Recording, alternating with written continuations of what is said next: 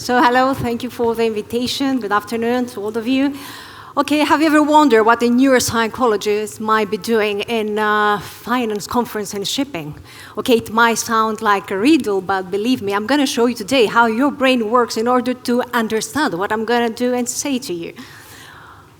Okay, let's start with the fact that we use our brain in everything we do. Don't forget that the brain is the machine that gives us information about everything.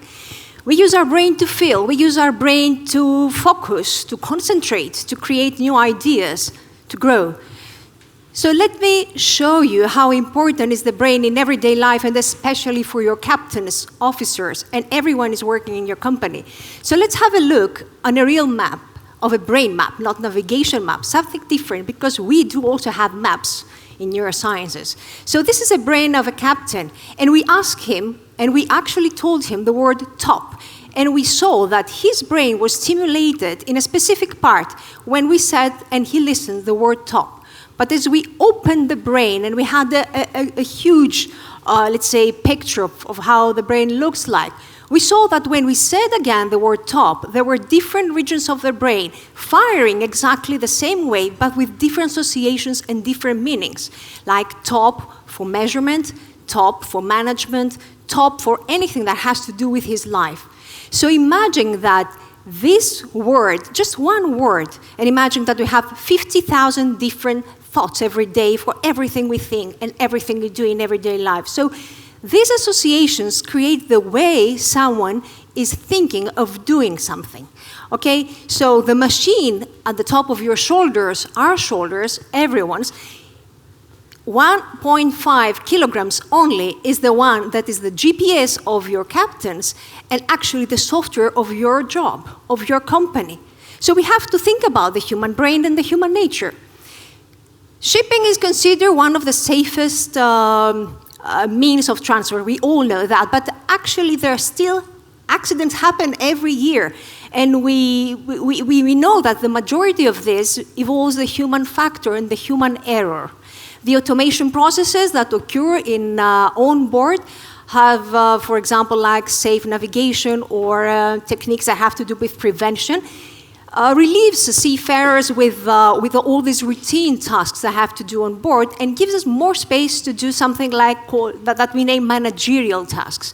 Okay, this means that the maritime industry nowadays needs to change and adapt to these new circumstances and select people that have to do with enhanced soft skills. And what do we mean with soft skills?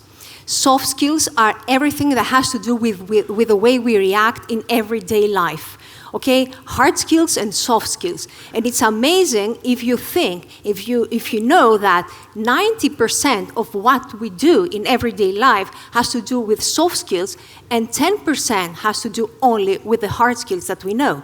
So if knowing, for example, how the wind blows, that doesn't mean that your captain will minimize the accidents, because 90% has to do with the way he communicates or she communicates with the rest of the team on board, how he adjusts or being aware of the situation on board, and only 10% has to do with his expertise. So let's think about it, how important it is and how we have to invest now on the human factor and the human brain, because if you like it or not, this is our nature, this is how we work.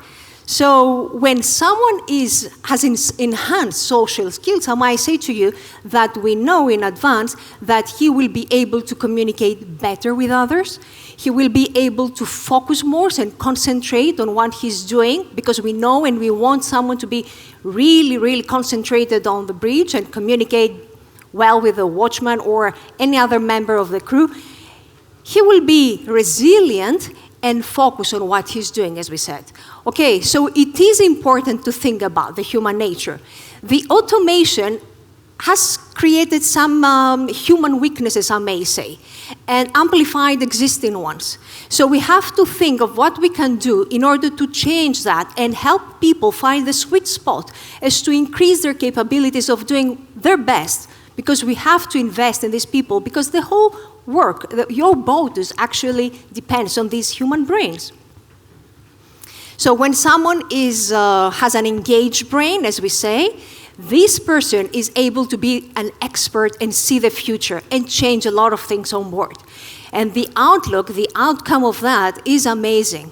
Believe me that we know how to exercise and train these people to see and find their best. Okay? And when someone, on contrary, is tired, is anxious, or even has fear for something, the outlook is really bad. And there's no resilience, because you know that word is quite popular in your industry. For example, imagine that this is a brain. I may say to you that because I need you to see how dependent we are in our feelings, and how dependent as people, as you, ship owners, and people working in this field depend on captain's feelings. So imagine this is my brain, okay? Your captain's brain, let's say it's better. Here has to do with feelings. First, we start with the feeling. I fear something, I am stressed, I feel something that is really annoying to me, okay? First, these are feelings, therefore, with a structure that we call in the brain that exists, amygdala. This structure is responsible for emotions, for, let's say, anything that has to do with feelings, and also memories. When I'm stressed, the rest of the brain that covers feelings cannot function. You cannot function when you are stressed. Your captain cannot function when he's stressed. He cannot concentrate or focus on whatever he wants to do, okay? He cannot get orders, he cannot give orders, and we know that in everyday life. Remember yourself, you can find your peak of you can reach your peak of your performance when you are anxious. You need to find the balance, and that's what we try to do. Did you know that the human element, 25% of all the accidents that happen have to do with communication failure? Do you know also that people that have a trustworthy captain feel more energetic, and also they have 49% more productive behavior on board? It's amazing. So we need to have a trustworthy captain. And how we can do that? Trust is a feeling. You can't find trust. You can't learn how to be trustworthy. It's a feeling. You have to be confident of what you're doing every day in your life. So we need to help these people feel more confident, because when I'm trustworthy, that means that I can transfer to you whatever has to do with feelings of confidence, of being a leader, and being able to give you commands and help the crew to go on. Okay? So this is an actual case and a program that we run on simulators. We wire captains. We have the watchman, we have crew members, and we wire the person in order to check what his brain says. Okay?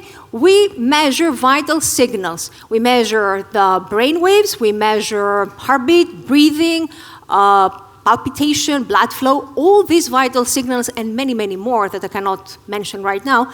Not to check physiological deficiencies, but unexpected behaviors. This is what is interesting for us. Okay? So we wire this person, and what we do? We check their brain.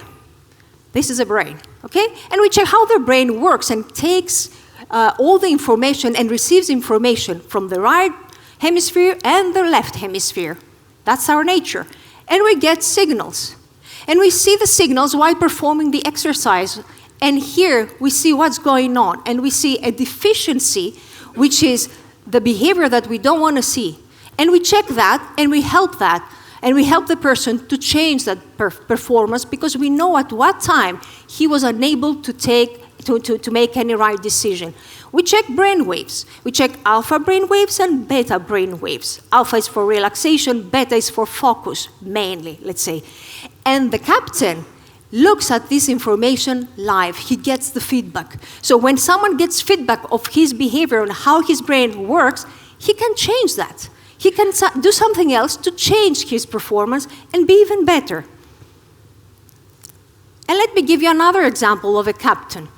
We have again checked and controlled his vital signals, and we asked him to just run the exercise on a simulator. And here, as you can see, there's attention and meditation, means that he's stressful, resilient, and focused. And when we asked him, when he was about to see what's going on and help the boat not not to fail actually the exercise, the captain was shocked, was anxious, and his performance was really, really bad. So we checked when he was concentrated and when he was relaxed. And it was a valuable information for him because he just couldn't believe that he failed. We use virtual reality for this training as well, and we help people not to train themselves for hard skills, only for soft skills. We use them information for their body and their performance. Is very personalized, and believe me, they're very happy when they listen that they can do something to change. As elite athletes, they train themselves to reach their peak performance. Captain needs to train themselves to reach their peak performance. These programs are used in NASA. They help pilots to be more engaged and improve their performance. We use these programs in athletics, and we use these programs, also to athletics, in NASA, and even with pilots in airlines, or also with people in any field who needs to find his or her sweet spot. Okay, so I might say that if we know vital signals give so valuable information to all of us, do you believe that it's necessary for sometimes to invest in that and believe that these captains can be better in order to be team players and leaders on their boat, because they need to have followers in order to do the right thing. They need to be aware of the situation, communicate and influence the rest of the team, and also be resilient. And if I need to answer my question, what a neuropsychologist is doing in a finance conference today in shipping, I may say that to turn the ship around by changing your brain. Thank you for your attention.